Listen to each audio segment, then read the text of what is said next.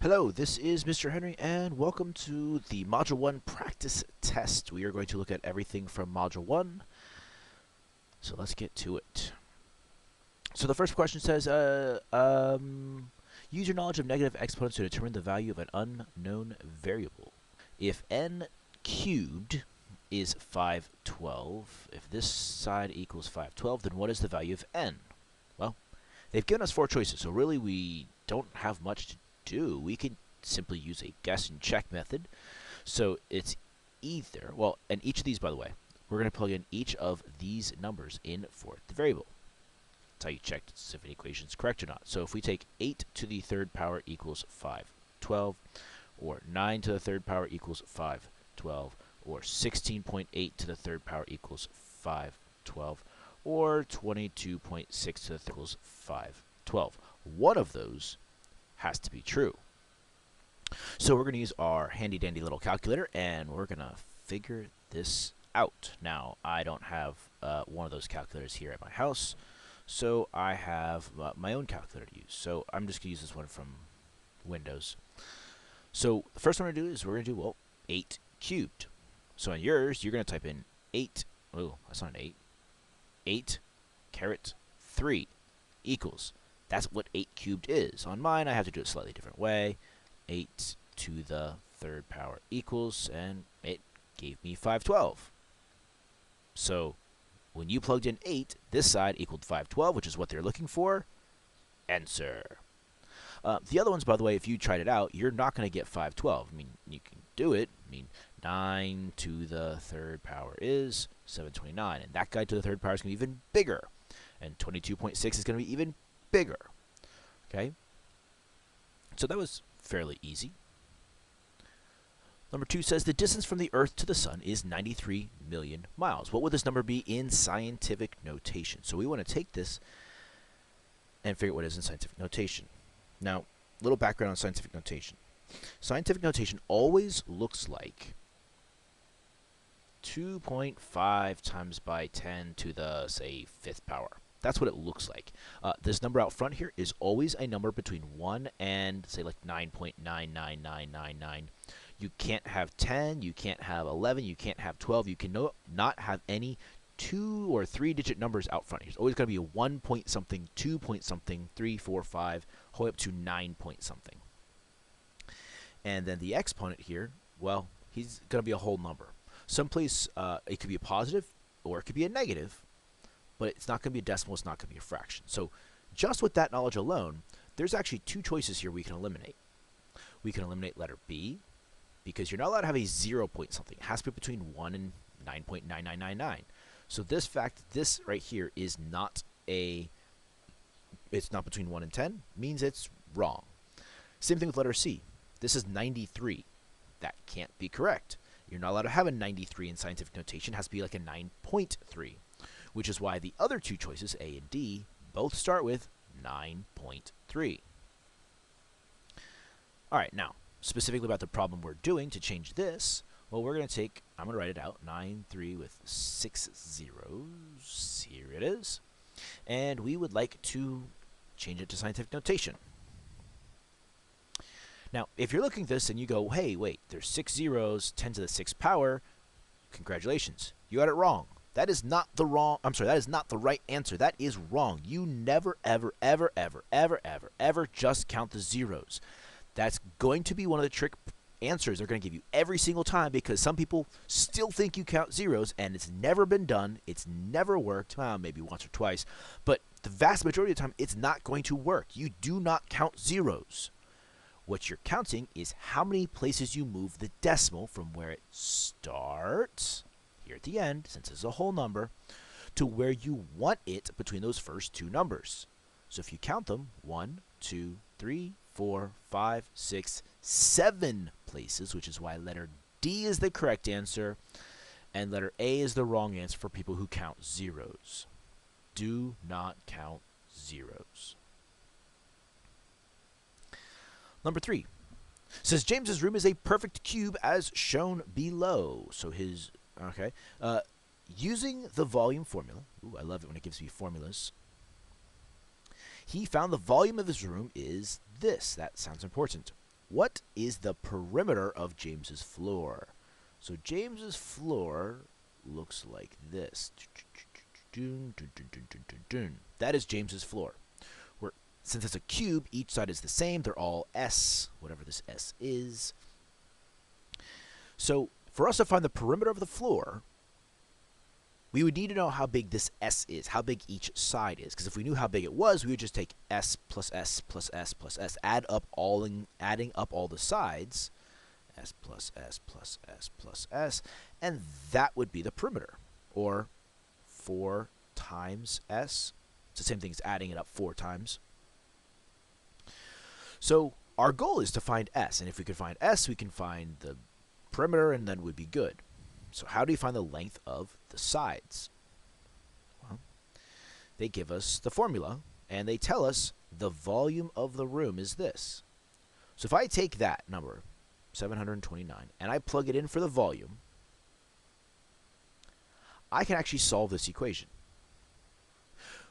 We're going to have to take the cubed root of S cubed. If we would take the cube root of it on both sides, this S cubed becomes just S. And the cube root of 729 gives us some answer. Now, on your calculator, to do the cube root of 729, you're going to type in 3 second, that's the little blue button at the top. I believe it's the caret key. What you're looking for is the one that has the x square root. It has this little x in the corner. What you're doing by doing 3 second and that thing, you're basically putting the 3 in here. And then when you type in 729, you get your answer. Now, on my calculator, I have to type it in a slightly different way because this calculator is stupid for some reason, but I type in 729, then this guy, 3 equals, it spit out 9. If you type yours in properly, it should also spit out 9. Now you're looking at that and going, oh, good, 9. The answer is letter A. And the answer is not letter A. That is the wrong answer. That's the answer that they put down there to make people think they got the right answer when they're wrong. They didn't even answer the question. The question was not how big is the side of the square, which is what we found. The question is, what is the perimeter of the floor? So if you take this now, with each side is 9, there they are. You take that, and you add them all together, 9 plus 9 plus 9 plus 9 is 36. The 81 would be for people who took and did the area. If they took 9 times 9, you'd get 81. The 18 would be for people who did this and go, oh, okay, S is 9, and 9 plus 9 is 18. And they forgot that a room has 4 sides.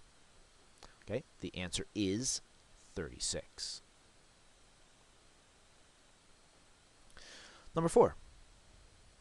There's an estimated 3 times 10 to the 11th stars in our galaxy, and there's an estimated 1.2 times 10 to the 11th galaxies in the universe. Then how many stars could we estimate in the universe? So what makes this problem hard is the fact that we've got these big, ugly numbers that kind of make the problem confusing. So let's think of a simpler example. You've got 3 marbles in a bag, and you have 4 bags. How many marbles would be in all 4 bags? Probably saying 12. You take 3 times 4 and you get 12. Well, that's the same type of problem that this is asking, except this problem uses scientific notation. It's talking about stars, but you have this many things in one galaxy. You have this many galaxies in the universe. How many are there all together? You've got this many marbles in one bag. You've got this many bags. How many marbles are there all together? It's a very similar type question. And the results could be the same. We're going to multiply the 3 times 10 to the 11th power with the 1.2 times 10 to the 11th power, and that should give us our answer. Okay? Now, on your fancy-dancy calculator, you can actually just type that whole darn thing. 3 times 10 caret 11 times 1.2 times 10 caret 11 equals, and it might even spit out the right answer. Maybe not, but I think it probably would. Or at least get you close. Now I'm looking at my choices here, and I see two choices that kind of stand out as being odd to me. This one has 10 to the power of 0, which seems a little odd, but I don't know, maybe it's right. This one has 3.6 times 100 to the 21st power. That seems odd. It doesn't specifically say your answer should be in scientific notation, but usually if you have two numbers in scientific notation, you multiply together, your answer is still going to be in scientific notation. So those two seem odd. I'm pretty sure they're not right, but I'm going to leave them there for now, and then we'll come back to them and check them at the end. So you multiplied. I'm going to multiply. Now, I'm going to do it the right way. I'm actually going to multiply my decimals together. That's 3.6. Not that one. I'm going to multiply my powers of 10 together. 10 to the 11th times by 10 to the 11th is 10 to the 22nd power. You add the exponents together. It's one of those exponential properties we looked at. So the answer is letter C. Letter A would be for the people who multiply and they took the 11 times 11 and got 10 to the 122nd power. That's the mistake there. This is for people who just kind of multiplied the 3 and the 1.2. They multiplied the 10s. They multiplied the 11s. You get too much stuff you multiply together. And I have no clue how D came about. It's just a very, very wrong answer. And hopefully you see that it's very, very wrong. Number 5. What would the following set of numbers be if placed in order from least to greatest? Okay, well, we need to compare these numbers. And the best way to do that is if they all look the same. Right now, they're all different. I've got fractions, I've got square roots, and cube roots, and decimals. So if I can make them all the same, I can figure out which one's biggest and smallest. So the way to do that is to change them all into decimals. That's the easiest thing to change these all into. I don't want to change them into fractions because then I have to get common denominators. It's a big, huge pain in the butt. So we change them all into decimals. To change a fraction to a decimal, you divide. 23 divide 4 is 5.75. The cubed root of 120. Again, to do the cube root, you're going to do 3 second, and then look for the special square root. 120 equals, and on mine, I have to type it in stupid way, 4.93.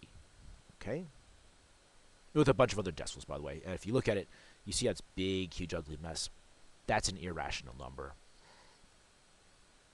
6.21 repeating. Well, that is already a decimal. 6.2121221 dot dot dot dot. And then finally the square root of 37. That you would just type in second, and I believe you hit the x squared button to make it look like this, square root 37. Probably do this way, 37 square root. There it is, 6.08. Okay. So now I have each of these guys as decimals. So now it should be fairly easy for me to figure out which one is biggest and smallest and all that good stuff, because I've got a 5 point something, a 4 point something, a 6 point something, and a 6 point something. Well, out of those, this is the smallest. This is the only one that is a 4 point something. And out of my choices, the only one that has this as the smallest is letter B. And if we would actually put them in order, I mean, the 5 point something would come next. That's this.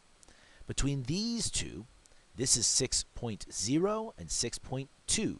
6.0 is smaller, and 6.2 is the bigger one.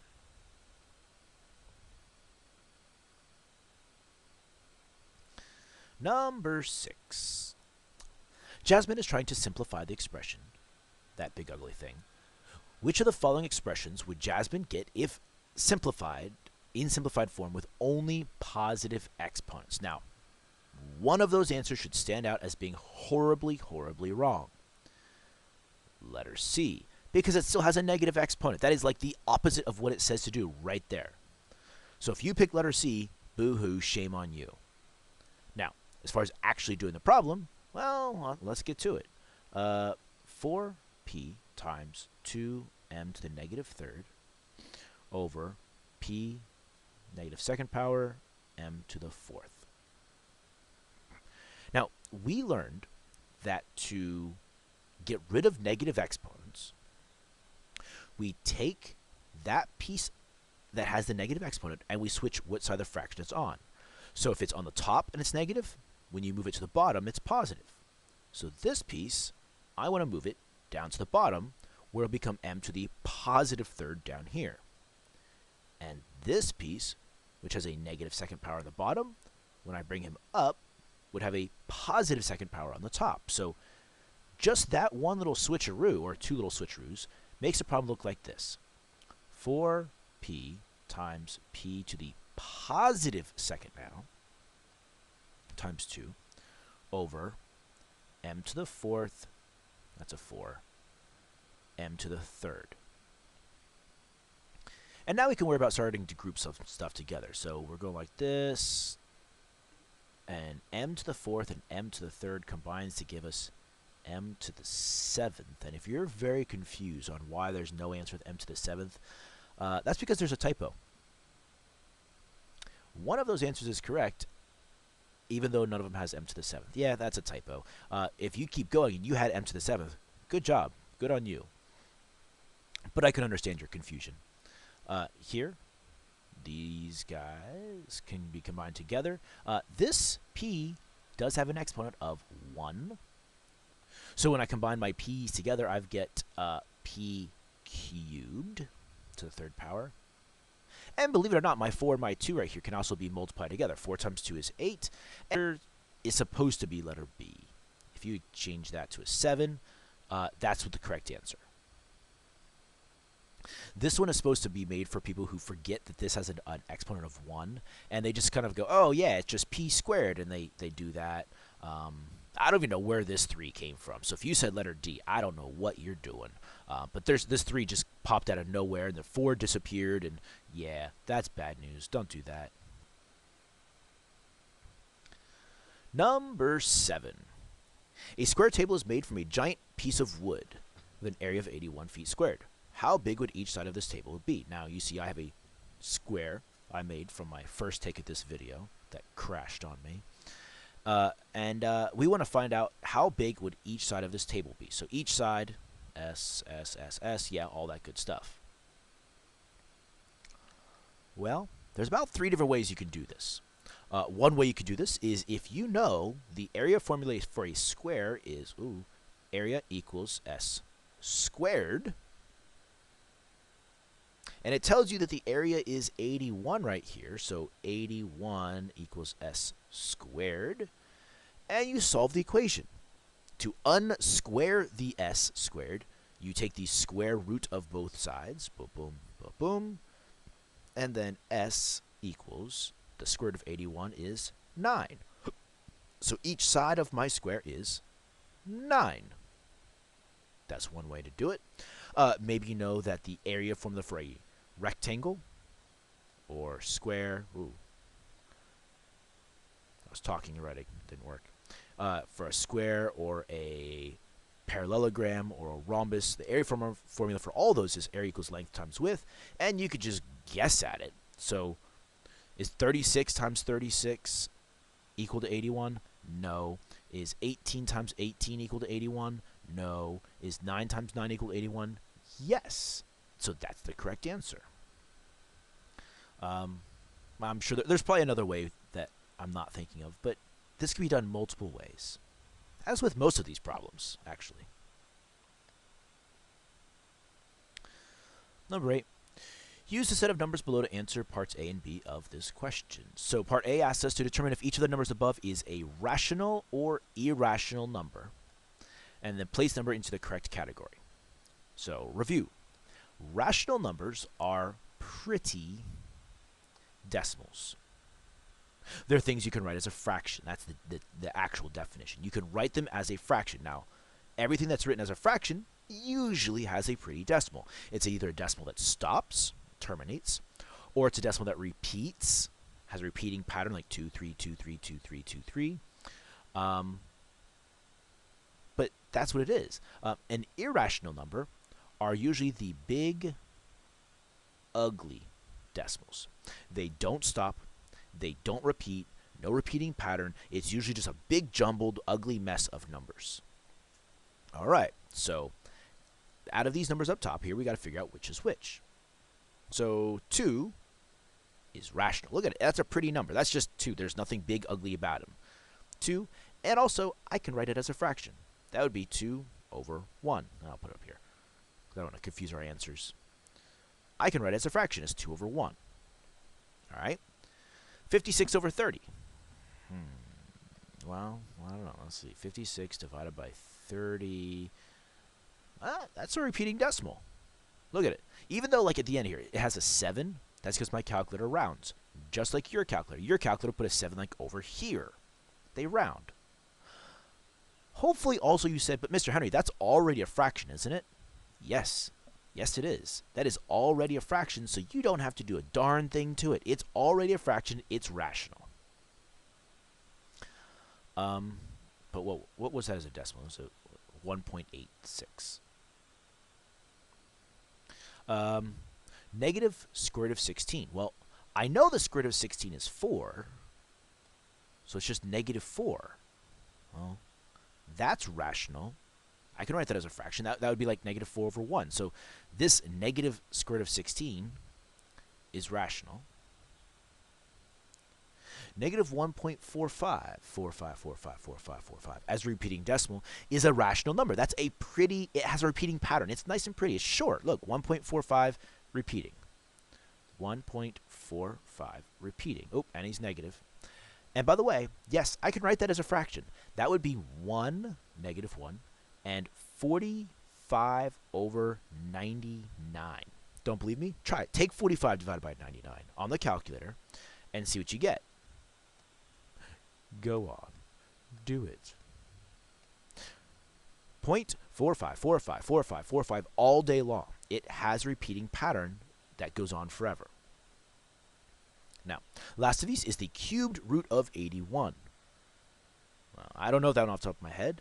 So reminder, to do cube root, 3 second, and I believe you use the caret key, which gives you the little x square root thing, and then type in 100. And let's see, on mine, I do it a stupid way, and I get 4.64. Ooh, I didn't look at it fast enough. 4.64, oh my goodness, look at that number. That is a big, huge, ugly mess of a number. I show more digits here than you can see on your calculator, but look at that. That thing's nasty. It's not repeating. It's not stopping. Even though it stops here on the end here, it looks like it stops. It's not. It goes on farther and farther and farther. That is an irrational number, by definition. It does not stop. It does not repeat. It does not have a terminating or repeating decimal. Oopsie. Talking writing again. It cannot be written as a fraction. That is an irrational number. Part B. Place and label the above numbers on their approximate location on the number line. Okay. So the first one, 2, is right here. That's 2. Easy. Check. The next one says 56/30. Now, I happened to write down what it was as a decimal because I knew this question was coming up. And so this 56/30 is 1.86. So that number is bigger than 1, less than 2, but it's close to 2. 1.8 is, so it's like over here. Now, just so you're aware, this would be 1.5. This would be 1.75. So 1.8 would be a little bit bigger than that, over here somewhere. So that's 56 over 30. Negative square root of 16. Well, we said that's negative 4, and negative 4 is just right there. So that is our negative square root of 16. And if you hear peeping, that's the chickens behind me. They're being awfully noisy right now. Sorry if they're being loud. Negative 1.45 repeated. That's smaller than negative 1. It's between negative 1 and negative 2. Right here would be negative 1.5. So negative 1.4 would be just a teensy bit less. There's negative 1.45 repeated. And then finally this cube root of 100, which I did not write down what it was as a decimal, but there's my calculator. It's 4.64. And that is bigger than 4. Bigger than 4.5. Not quite 5, so I'm going to go right in here. It's between 4.5 and 4.75. that is my cubed root of 100. Almost done. Number 9. 4 identical carpet squares are arranged to form a larger square pattern. That was a terrible square, but you get the idea. Nice. The total area of the 4 squares, the area of this whole thing, is 64 feet squared. This equation, can be used to find the length of one side of the carpet squares. So, like in here, this is like S. Each side of one of these squares would be S. And I can use this equation to find the length of one of these S's. First question says, what is the length of one side? Well, they just gave me an equation. They said, hey, this equation can be used to find the length of one side. And the question says, well, what's the length of one side? Solve the equation. Figure this out. Now, to solve this equation, we would like to, or eventually we're going to need to get this S squared. We'd need to square root both sides. But we can't square root the S squared while there's this other 4 next to it. So we got to get rid of the 4 to make it S squared. And then when we square root both sides, it would become just S, and then we'll have our answer.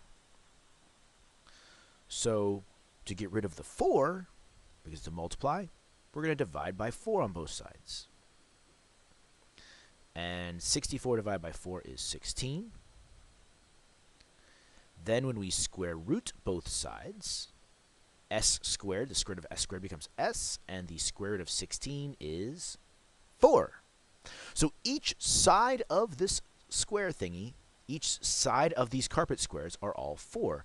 And it kind of makes sense. Look, this whole side, 4 plus 4 is 8. This whole side, 4 plus 4 is 8. So the whole area of this, 8 times 8 is 64. It all works out. Part B asks us how many carpet squares would be needed to have a total area of 400 feet squared. Well, this sounds a lot like a proportion to me. Like it, I know that one square has an area of 16, right? Because each of these little squares, this one square right here, is 4 by 4, so it has an area of 16. So if one square has an area of 16 feet squared, then how many squares would needed to have an area of 400? 400 feet squared. That sounds like a proportion to me. And so I could cross multiply and solve and get my answer. So on one side, 16 times x is 16x. On the other side, 400 times 1 is 400. Solve the equation, divide both sides by 16. And x equals 25. And I know that answer because, again, this is the second time I've had to record this video. So the answer is 25. I need 25 squares. 25 of these little carpet squares.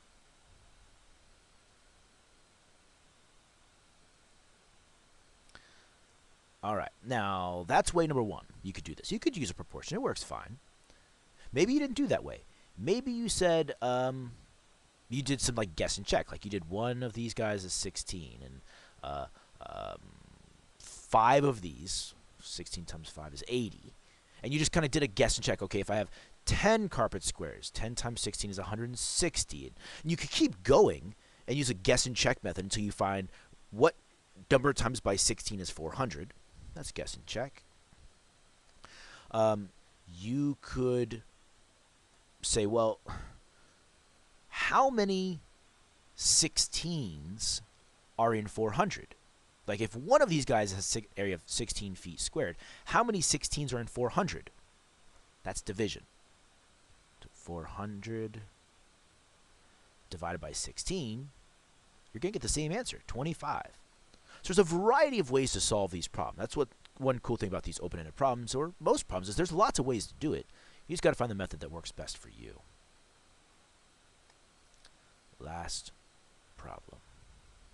Ashley and Brandon have different methods for finding square roots. It says that Ashley's method is to find the square root of some number x, any number. You find a number so that the product of the number and itself is x. So that means you take some number times by itself. That's what a product is. It's multiplication. So some number times by itself equals that number. So for example, 2 times 2 is 4, so the square root of 4 is 2.